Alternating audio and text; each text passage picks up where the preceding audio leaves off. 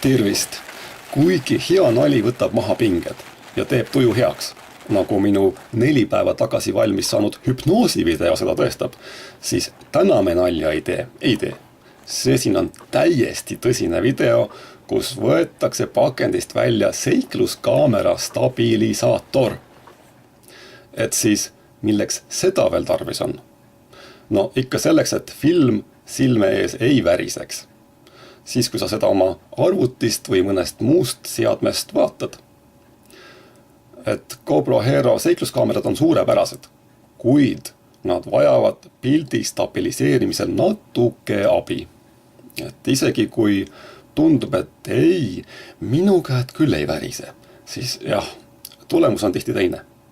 Värisevad ikka küll ja päris kõvasti.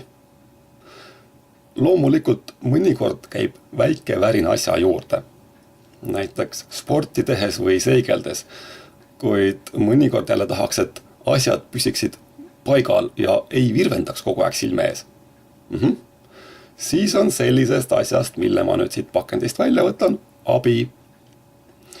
Arvan, et tulevased põlved nii 50 või 100 või miks mitte 1000 aasta pärast, ühesõnaga need, kes sinu kodust videoarhiivi tulevikus haldavad, ütlevad meile tagasi mõeldes suur aitäh.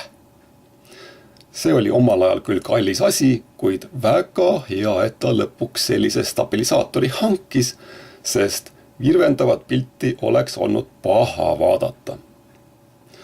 Noh, muidugi võib olla, et tuleviku eestlastel on stabilisaator juba sündides kõrvade vahel olemas, kuid ma isiklikult selle peale hetkel väga ei loodaks. Pakendis on olemas kõik tööks vajalik.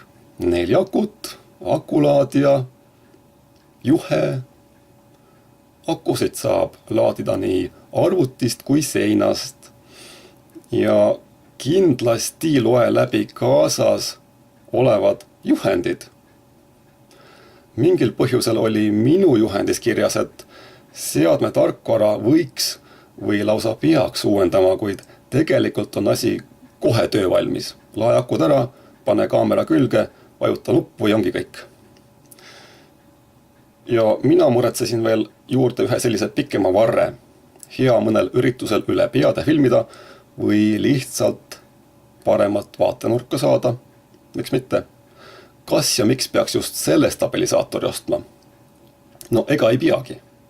Valik on viimasel ajal piisavalt lai.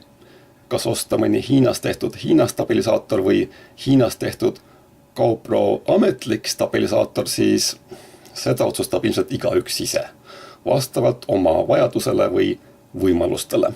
Ja ongi kõik. Kuulmiseni ja nägemiseni.